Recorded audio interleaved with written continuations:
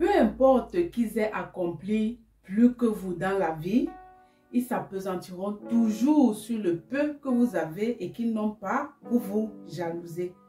Cela signifie tout simplement que votre aura les dérange. Ne dit-on pas que l'ennemi n'est jamais bien trop loin?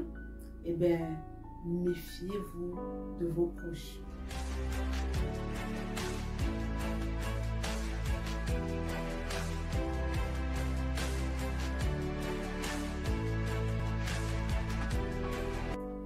Bonjour tout le monde et surtout bienvenue aux nouveaux abonnés. Je m'appelle Tatiana et dans cette nouvelle vidéo, je vais vous édifier sur les potentiels poisons de votre vie afin que vous puissiez les détecter et les évincer complètement afin d'éviter les prochains futurs pièges qui pourraient vous tendre et qui vous causera préjudice. Mais avant, comme d'habitude, on like, on s'abonne et on partage afin de contribuer à booster la chaîne. Alors, on vit dans un monde assez compliqué aujourd'hui, comparable à une jungle. C'est un monde de vicieux. Franchement, le comparer même à la jungle est beaucoup trop faible pour qualifier véritablement ce qui se vit. Et de ce fait, avec les expériences des uns et des autres, nous sommes appelés à s'appuyer dessus pour éviter certains couacs dans le futur. Parce que si on nous donne à chacun d'entre nous toute une vie afin que chacun puisse faire ses propres expériences, cela ne sera jamais suffisant pour pouvoir dire que voilà, je suis arrivé au terme ou alors j'ai parcouru 75% des expériences que j'avais à faire de la vie et je suis suffisamment expérimenté pour ne plus rien apprendre de qui que ce soit. Non. Donc le but étant donc d'énumérer certains cas spécifiques, certains cas réels afin que vous puissiez vous appuyer dessus et observer attentivement, observer minutieusement autour de vous dans votre entourage pour pouvoir fuir ce type de personnes toxiques qui vous nuiront dans le futur. Alors, on va commencer par la famille. Voilà. Dans la famille, généralement, pour reconnaître ces personnes toxiques qui vous feront du mal dans l'avenir, ces potentielles personnes, c'est généralement des cousins, des cousines, une tante, un oncle. Voilà, auparavant, surtout nous, les Africains, les Bantous, il n'y avait pas question de cousins, cousines, tantes, oncles, en ceci que tout le monde était une et même famille. Même dans les cas de polygamie, on ne distinguait pas la cousine du cousin ou de la soeur. Voilà, tout le monde était les enfants d'une même et seule maison.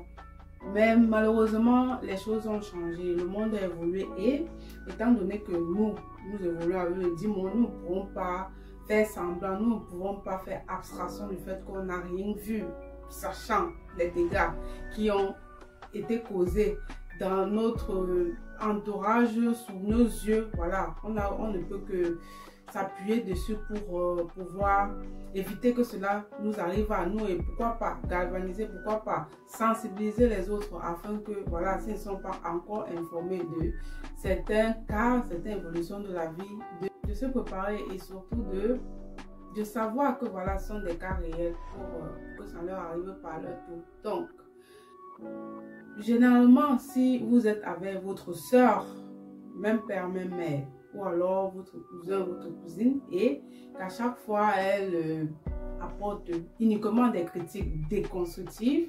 Par exemple, vous êtes entre filles et lorsque vous émettez une action, ça peut être dans une conversation, il y a une là qui a toujours tendance à vous couper la parole, tendance à critiquer ce que vous dites.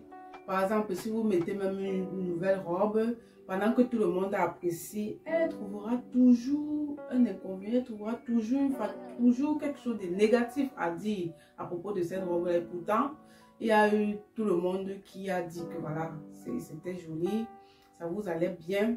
Mais par contre, pour elle, il y a toujours un défaut.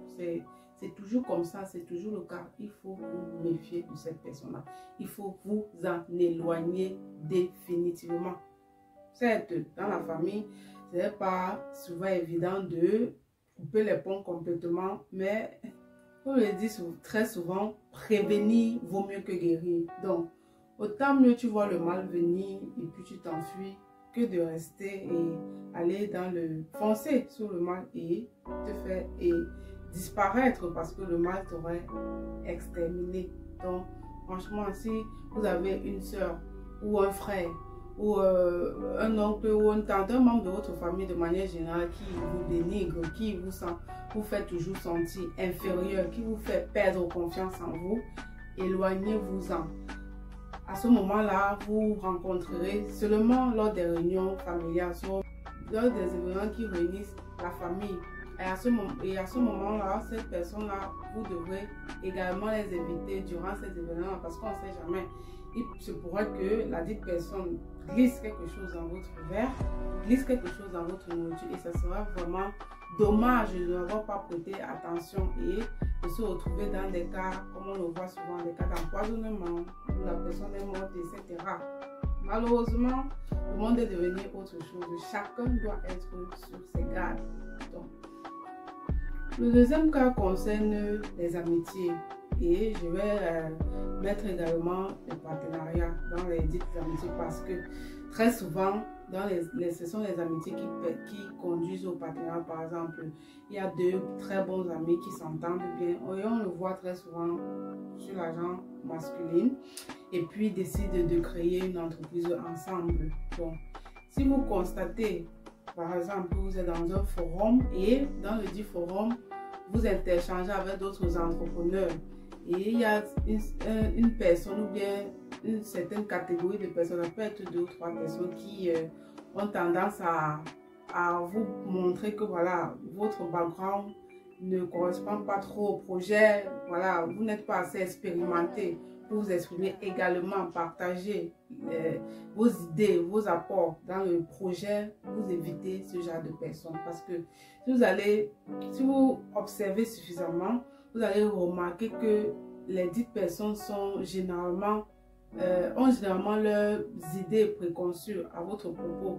Elles sont souvent seules, elles sont souvent les seules qui ont des remarques particulières, négatives, déconstructives à votre égard lorsque vous prenez la parole, lorsque vous apportez vos idées en ce qui concerne les projets autres. Donc, pour faire simple, étant donné que vous avez investi votre argent dans le dit projet, vous ne pouvez pas vous lever du jour au lendemain pour le quitter, surtout si ça vous tient à cœur et que vous avez fait des projections dans le futur, c'est ce que vous devez vous faire de l'argent parce que le but premier de l'entrepreneuriat, c'est au finish, peu importe le nombre d'années que ça va prendre, de se faire de l'argent. Donc, vous allez donc faire tout votre possible pour éviter la dite personne qui vous dénigre, qui vous fait sentir petit, qui vous fait perdre confiance en vous tout simplement parce que le monde ne va pas s'arrêter autour de vous.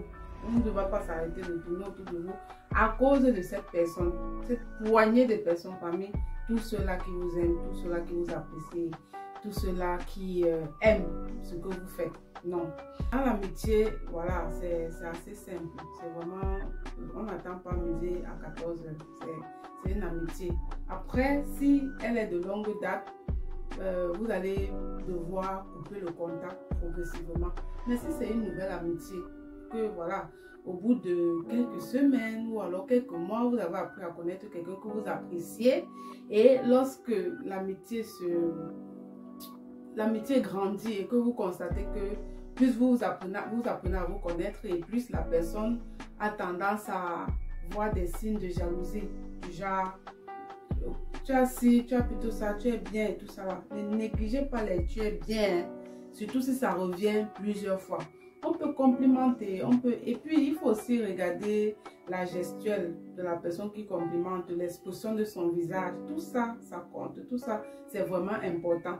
Et une autre chose très importante qui va faire en sorte que vous puissiez détecter cette personne toxique, capable de vous nuire dans le futur, c'est de lui annoncer une nouvelle, vous voyez, que ce soit au téléphone, surtout face to face.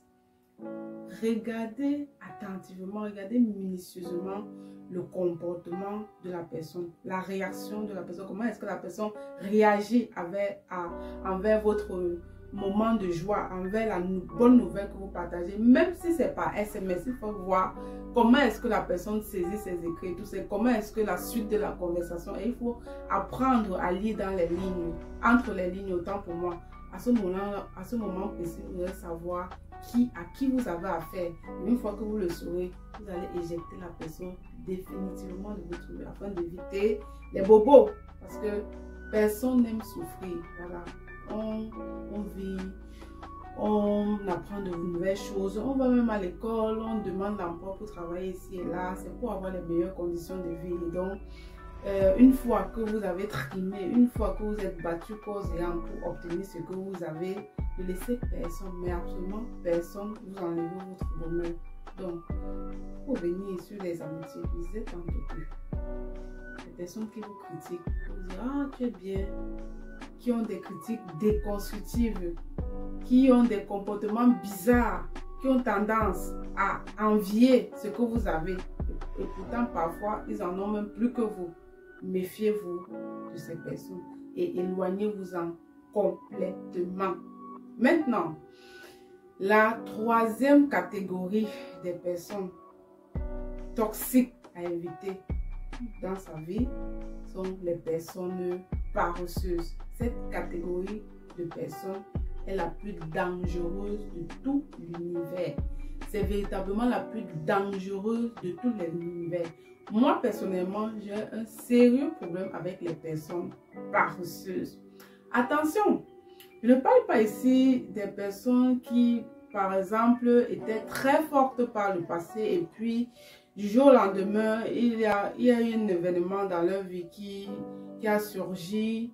Par exemple, la perte d'un proche, d'un être très cher, ou alors la perte de l'emploi, ou encore une maladie qui fait en sorte que voilà, la personne est en train de vivre ses dents.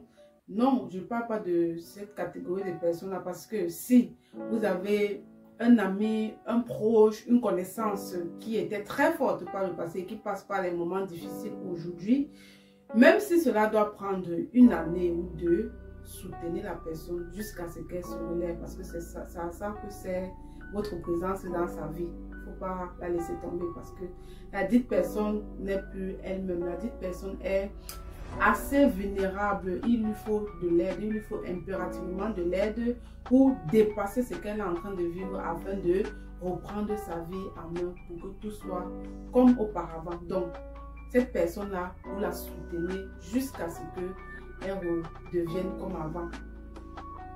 Par contre, lorsque je parle des personnes paresseuses, je fais précisément allusion aux personnes qui ont décidé délibérément sans aucun handicap de ne rien faire. Donc, ces personnes-là sont comme vous et moi, valides, bien portants, même bien portants plus que vous et moi, dans la mesure où elles passent toute leur journée à dormir, à fainéantiser et refusent de travailler.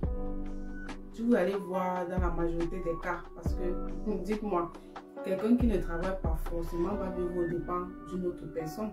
Ce sont des esclaves des autres humains, parce que si tu es là tout le temps à tendre uniquement la main, forcément tu seras l'esclave de quelqu'un, en ceci que la personne fait de toi ce qu'elle veut et comme elle veut.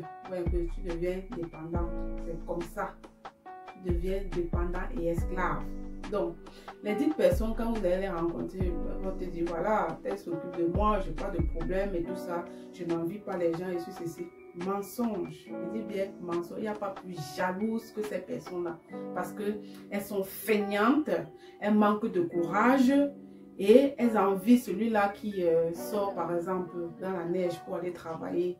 Tout ça, celui-là qui est capable de prendre sa vie en main, celui-là qui est capable de braver les difficultés pour atteindre ses objectifs, pour s'approprier, s'offrir ce qu'il veut par ses efforts personnels. Il n'y a pas plus jalouse que ces personnes-là. Et je vous le dis sincèrement, je ne sais pas, ça peut être la voisine, ça peut être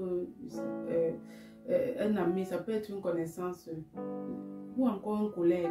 Vraiment, fuyez ces personnes-là comme la peste parce que Il n'y a pas plus toxique.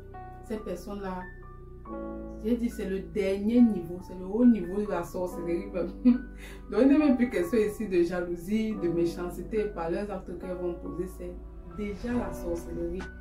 Je vous parle par expérience personnelle. En ce qui concerne ces personnes paresseuses là, en termes de toxicité, je reviendrai là-dessus parce que c'est tout un contenu à part qu'il faut faire à propos de ces personnes paresseuses. Parce que dans un monde aussi capitaliste grandissant, le capitalisme va grandissant avec le coût de vie élevé, les difficultés des conditions de vie, on a appelé à travailler. Donc imaginez un peu de nos jours qui ne travaillent pas, c'est la catastrophe. C'est la catastrophe, franchement. Donc, comme je l'ai dit tantôt, évitez ces personnes-là si vous voulez bien évoluer dans la vie, être épanoui sur tous les plans. Il faut éviter, vous voulez avoir la paix mentale, la paix psychologique, physique.